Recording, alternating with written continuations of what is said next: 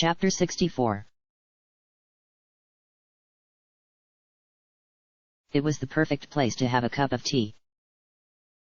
Well, water, heated by a burned-out husk of a tree that had started to turn into something else, but that was almost three-quarters tea if you asked her. Far below them, the surface of the island shimmered from a heat haze despite the mild weather, making it look even more distant than it was. A sea of colors swam across the land itself, and the actual sea was almost painful to look at, so quickly did it alternate from one indeterminable shade to the next. I'm very glad we're not down there, right now. But is this really better? Boleslava whispered, quietly, and took a sip of warm water tea. Me too. Hehe, though I didn't really plan for things to turn out exactly like this, might as well make the best of things and all that. The stranger had fallen asleep on a convenient patch of dirt, one of the ones that was laid out in the sun like it had been made for nothing more than an older woman to set out her jacket, lay back against it with a round and perfectly pink companion, and idle away the hours. Waking up to see the chunk of dirt stabilized in the air and occasionally leaking little clods of soil, well. She and Boleslava had scooped up the earthworms before they fell, though. So there was that. The stranger took a sip of warm water tea, and decided that this particular batch was especially piquant. It didn't really have the charm of some of her earlier, more earthy experiments, but you could almost trace the raw mineral content and accompanying marshmallow flavor. You could talk more about that dream, if you want. Having a gentle spirit most of the time, Boleslava was always willing to encourage conversation when a friend was in need. Which wasn't to say that her own mind was always at ease. As disturbing as the idea of being blown away by bad weather was, the complete lack of weather was even more so. But while the stranger was usually one to crack big, toothy, somewhat foolish smiles and launch into stories quickly, she had seemed quite dour from the moment she woke up to her third cup of lukewarm mineral water, tea beverage, and Boleslava was fairly certain that it wasn't the state of the island that was weighing down upon her mind. Finally, after some time, she spoke. Nah, it didn't seem that important. I feel like I lost something, and the dream itself seemed pretty real, and a lot of people we had met were there, but maybe they're just jealous I know something they don't. Ahahaha. Whatever it was that she had lost, the stranger couldn't say for certain, only that the feeling of having lost something had felt greater than it had for many years. Perhaps it was time, and the fact that this would all be over soon. For even a place in uncertain decline was better than a place without future. I'm more worried about Binky, to be honest. We should go, Herm, I don't know. Protect him. Somehow. I don't know if he'll need it, but I guess I can't just drag you around gallivanting on my own in times of trouble. It'd ruin my reputation. At once, the gloomy atmosphere was dispelled from her face, but that was part of what worried Boleslava. She hadn't had to erase her companion's thoughts or wipe them from her mind for quite some time. And even though erasing thoughts could be a means of last resort, confronting an unpleasant thought was still better then. Whatever this was. The stranger just kept drinking cups of water as if it were going to go out of style, though since water was all they had at the moment, perhaps she was just trying to stay hydrated. And even though Boleslava knew she wasn't always helpful, she knew that generally the stranger liked to look at her, talk to her, to just spend time together, wasting time. That was what had changed, then. The stranger wasn't wasting time without purpose, it was like she had started to kill it with a strategic, methodical purpose. Boleslava mumbled unhappily to herself, unsure of what she should even be doing about it, and that got her companion's attention, at least. Sorry there. I know I must look pretty dedicated right now, but I can guarantee I'm still the same lazy roustabout. Don't worry about it, I swear. We'll just find our way off this rock and be on our way. Of course, Boleslava wasn't entirely sure what their way even was, yet. Of course she wouldn't mind checking in on Binky, and of course she wouldn't mind not be floating up so very high in the sky, but in addition to the obvious problems of getting off of a floating hunk of earth. That isn't what worries me. I'm pretty sure you know that. Boleslava watched closely as her companion's smile slowly faded away at the edges until there was nothing left but one, sad, lines. Well, guess you've got a right to be worried. The world won't last long like this, and maybe that's a problem. Maybe I'm not doing so well myself, but do I really look? Yes. Boleslava answered quickly and firmly, refusing to let the older woman talk her way out of anything resembling answers. Sighing, her companion reached up to bat at her hair, as if she were much younger. It wasn't the first time she had behaved childishly, of course. But Boleslava could see the thin lines of grey in that hair, the little wrinkles, the bags under her eyes. The way her smile wouldn't quite stick no matter how many times she tried to bring it back, and perhaps most damningly of all, the way she would glance towards Boleslava, only to stare at the soil beneath them, falling in rivulets to the earth below. Do you know, I often wondered if I dreamed up my arrival here. It happened so personally, and without any proof of it that I can really share. Could it even count as being real? Blue knows a bit about it, of course, but that's Blue. He's smart like that. I don't doubt you. Boleslava whispered quietly, but unyieldingly. The stranger smiled a little bit, and it didn't disintegrate entirely, this time. Ah, well, doesn't even matter if you did, though thanks all the same. The reason I mention it, though, I feel like maybe I've experienced this destruction before. Like maybe it's a natural cycle of this place, or these places. And if that's the point, well, why fight it? The stranger had made abundantly clear her lackadaisical way of dealing with things. That was why they were here, sitting on a bed of soil and rocks that fell apart into crumbly granules of stone, only to reform underneath of them. And Boleslava didn't mind that, not one bit. But she did mind the changing, creeping entropy in her friend's voice. And even if for whatever reason she didn't seem to regard those thoughts as sad. Because hot water isn't tea, and even if you've given up on a lot of things, you shouldn't give up on real tea. A strong, windless gust blew past them, the stranger's short, frazzled brown hair blew a little bit, and Boleslava hovered off the ground, but the wind had no pressure to it, as if it were rising from the island like steam from a vent, perhaps it even was. The stranger laughed, and took a sip from the hollowed wood she was using as a cup. Well, that's pretty persuasive. Any chance you've got a good idea on how to get down from here, then? I do. Boleslava began, a little nervously. Although I'm going to warn you, it's more than a little scary, and will probably make you regret listening to me, so it's okay if we don't do it. Her plan worked instantaneously, the stranger's eyes lit up with unconcealed curiosity. Oh, fine, now you've got me interested. Let me guess, we'll fashion some kind of sail or something. Maybe use it as a parachute.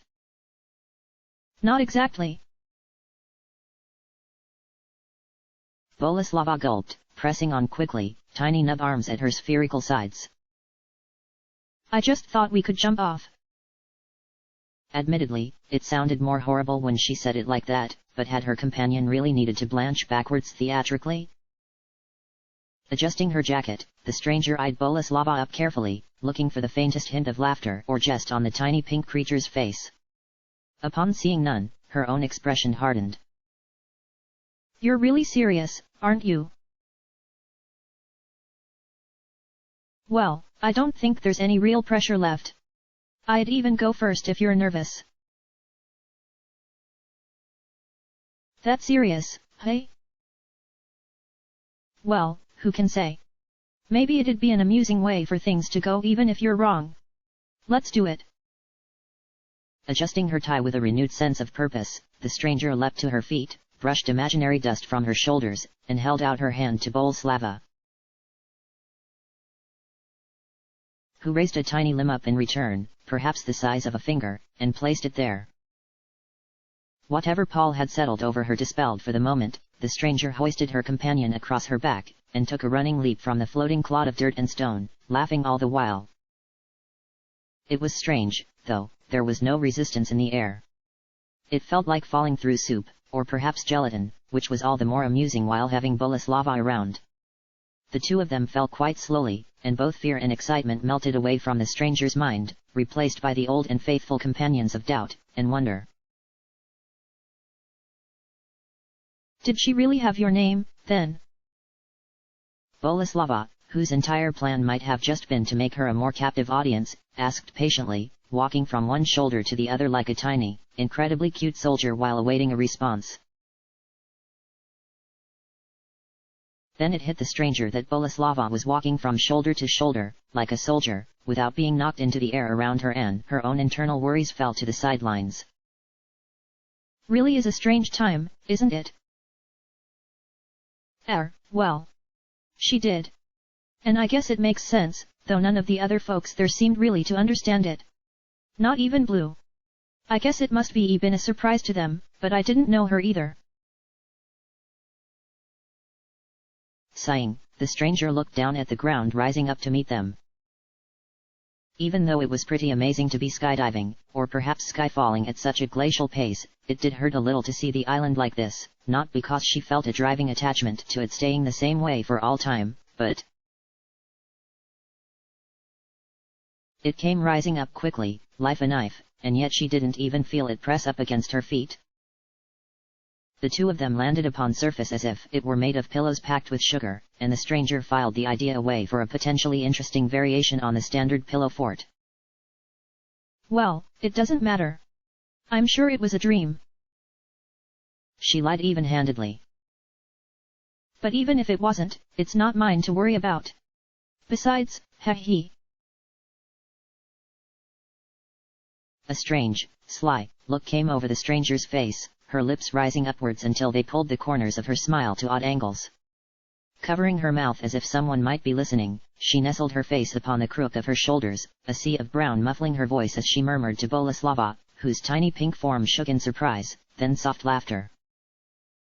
Oh. That's a nice name. No it isn't.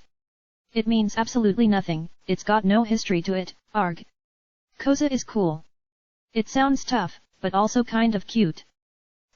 Maybe even a little elegant. I don't know if it sounds like any of those things, and are they even really important?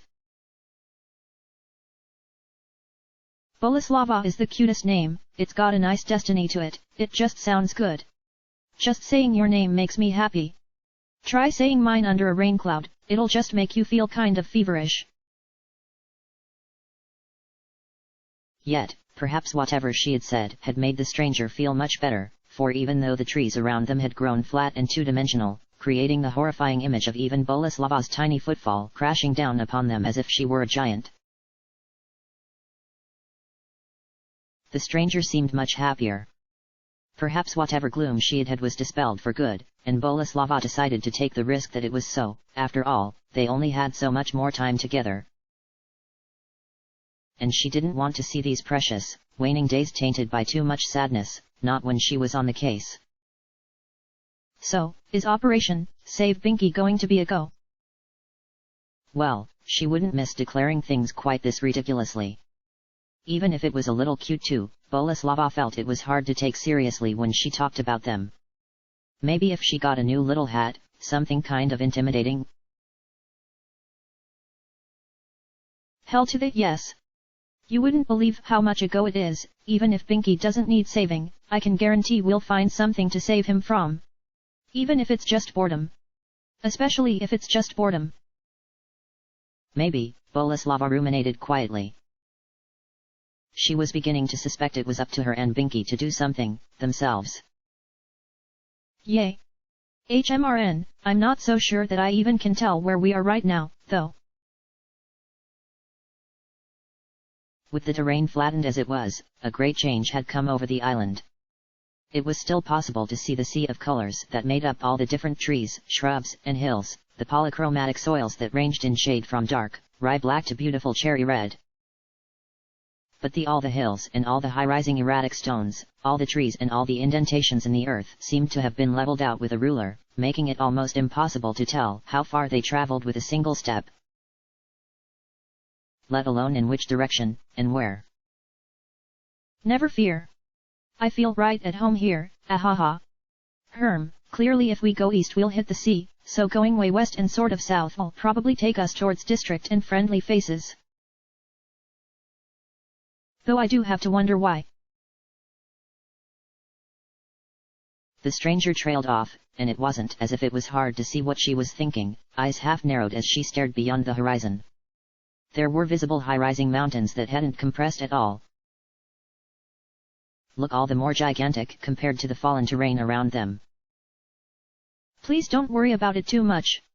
I feel like if we stay here too long, maybe we'll become two-dimensional, too. Boleslava chirped anxiously, though she had to admit she wasn't entirely worried about that possibility. It might even make her equal to the rest of the world in size, and she couldn't deny that the idea of going toe-to-toe with Dragunov or Lazarus was kind of cool. I'm already on my way.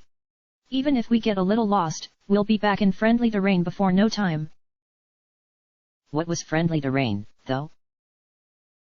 For that matter, what happened they found Binky? The stranger's mind raced as she attempted to figure out not only where to go, but where she was going, the latter being far more difficult than the former. Trees that didn't even come up to her toes disappeared with every step, yet her every step seemed to carry the two of them none the farther. Her plans had changed, of course. Dreams had a way of changing plans, all the more so when they reached that part of the mind best kept barricaded, the one that keeps fears and worries company when there isn't much left to do but to think, and jump at your own thoughts. But it didn't matter that she was afraid. Everyone must be afraid, Boleslava, Binky, those children, that Leopold guy. Everyone. The trick was to figure out how to curtail that fear, or better still, to use it. For she had no plan on letting it consume her, here. Not now. Water and marshmallows weren't too much worse than her usual diet had been, and supplementing those with plants had worked well enough for now. She didn't feel up to doing anything too drastic, but the sound that reached them was loud, and horrifying. There was no other way to describe it. It was a roar only because if you had to find a word to describe it. But it was also a pure, angry wave of sound that rolled upon the flattened landscape like thunder, blowing the stranger and Boleslava backwards and knocking them onto the ground. The stranger could feel her eyes water and blood fume from her ears, though she could at least still hear. Thankfully, at least in the long term. But at the moment there was nothing else but the wall of anguished, hateful noise, sweeping around them to the point where it was almost visible and even the bizarre contortions of the world around them did not halt it. When it finally drew to a close, the stranger was coughing and shaking, short of breath and having trouble seeing, though elsewise no the worse for wear. Boleslava had borne it a little better, her round form being resistant to the damaging force of the sound, even though she had been gullied around more than she liked. Managing to rise from the ground, the stranger dabbed at her ears, grimacing at the already drying blood. It didn't feel like anything had burst, and she wasn't even sure if that was something that would harm her, or perhaps any of them right now. But it wasn't even close, was it? She whispered, rubbing the red dye across her clear white shirt. It clung there from her fingertips, and she didn't look at it longer than she needed to. Doesn't seem so. Boleslava whispered, staring into the distance. The distant roar still echoed from its point of origination, far to the southwest.